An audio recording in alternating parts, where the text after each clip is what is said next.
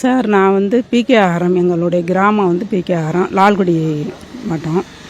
என் பேரன் வந்து இந்த மாதிரி கொஞ்சம் அவரை பார்க்கணுங்கிறதுல ரொம்ப ஃபீல் பண்ணி நிறைய இடத்துக்கு ஓடி போயிடுறாரு. அவர் வீட்டுக்கு வந்து ஃபோட்டோ எடுக்கிறாரு. நல்லா போலீஸ் ஸ்டேஷனு அது என்ன காரணம் டாக்டர் கேட்டாக்க நீங்கள் ஒரு தடவை கொண்டு போய் அது வந்து இந்த மாதிரி உள்ள பிள்ளைங்களுக்கு கொஞ்சம் டக்குன்னு இந்த மாதிரி ஆகும். என்னோட பேரன் வந்து இந்த பிகில் படம் ஒரு நாள் நைட்டு தனியாக உட்காந்து பார்த்துட்டான். அதில் அவங்க அப்பா இறந்த மாதிரி ஒரு சீன் வருது. அந்த சீன்லேருந்தே என்ன ஆகிட்டா அவங்க அப்பா இறந்துட்டதாகவே உண்மையாக கற்பனை பண்ணி அதுக்காக நிறைய இடத்துக்கு போய் அவரை பார்க்கணுங்கிறது ரொம்ப. எங்கே போனாலும் விழுப்புரம் போயிடுறான், இல்லாட்டி போனால் எங்கேனாலும் போய் எங்கேனாலும் மாட்டிக்கிறான். எங்கே இருந்தாலும் ஒரே குறிக்கோள் நான் விஜயை பார்க்கணும் அப்படின்னு. ஒரு தடவை திருச்சி ஜங்ஷனில் வந்து 3 நாள் வரமாட்டேன்னு ரொம்ப அடம். எல்லா இடத்துலையும் கேட்டு பாருங்கள். விழுப்புரத்தில் எத்தனை தடவை வந்து கூப்பிட்டுட்டு போனேன். நிறைய இடத்துல அவனுடைய செயல் வந்து ரொம்ப மோசமாயிடுச்சு. நான் வந்து விழுப்புரத்தில் வந்து ஒரு ஸ்கூலில் தனியார் ஸ்கூலில் படிக்க வச்சேன். அப்போ கூட ரமேஷ் கண்ணா வரவழைச்சி இவர்கிட்ட ஒரே ஒரு வாய்ப்பு வாங்கி கொடுங்க, இந்த மாதிரி பார்க்கணுன்னு ரொம்ப அடம் பண்ணுறான் அப்படின்னு சொல்லி ரமேஷ் கண்ணா கையில் கூட அவனுக்கு ஒரு பொருள் கொடுத்தாரு.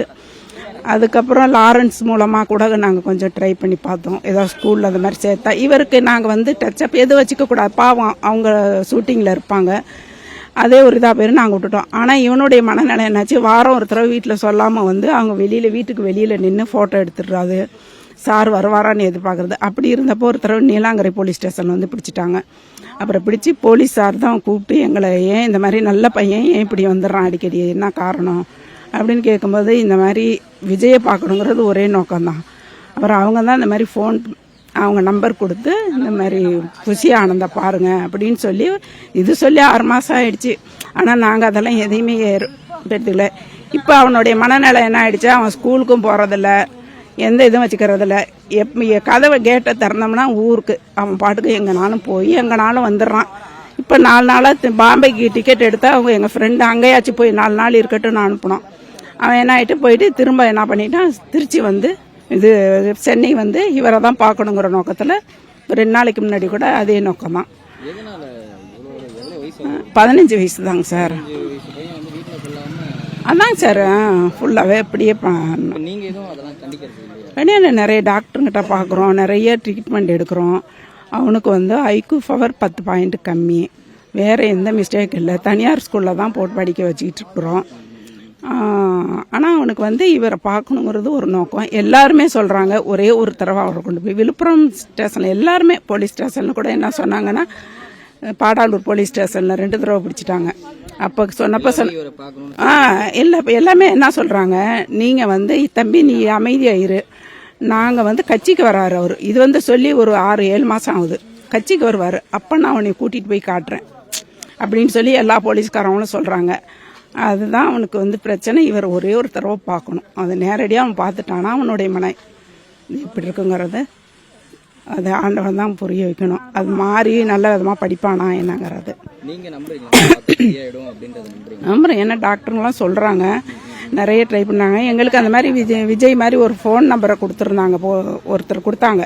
அதில் அவன் விஜய்ன்னு நினச்சிக்கிட்டு தான் டெய்லியுமே ஏதாவது மெசேஜ் பண்ணி பேசிக்கிட்டு தான். ஆனால் அது கடைசியில் அது அவர் இல்லைங்கிற தெரிஞ்ச பட்சத்தில் அவனுக்கு அதிகமாக கோபம் ஆயிடுச்சு. ஆமாம், ரொம்ப பாதிச்சுட்டான். ஏன்னா ஒவ்வொரு தடவையும் என்னை போய் சொல்கிறீங்க, என்னையும் பார்க்க விட மாட்டேங்கிறீங்க, நீங்கள் போய் சொல்கிறீங்க, அதே தான் அவனுடைய மனக்கோளாறு. நிறைய இடத்துல அம்மான்னு நீங்கள் ஒரு இது வேணால் பாருங்கள், அவனுடைய இது எவ்வளோ ரீச் ஆகிருக்குன்னு பாருங்க. எல்லா போலீஸ் ஸ்டேஷன்லையும் எல்லா ஜங்ஷன்லேயும் அவனுடைய மனநல இதே காரணம். விஜயை தான் பார்க்கணும், விஜய் அண்ணா பார்க்க வைக்கணும். ஆமாம், மனநல சரியாக போயிடும் நம்புகிறோம்.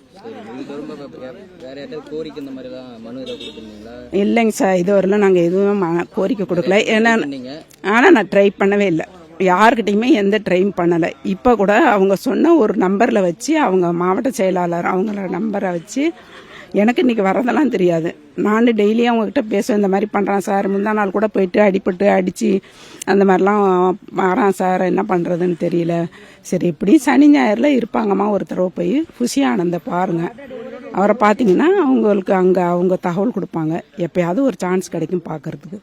அப்படின்னு சொல்லியிருந்தாங்க. நானும் வந்து இன்னைக்கு தற்செயலாக தான், அந்த பையனுக்கு தெரியாமல் இன்னைக்கு தற்செயலாக தான்.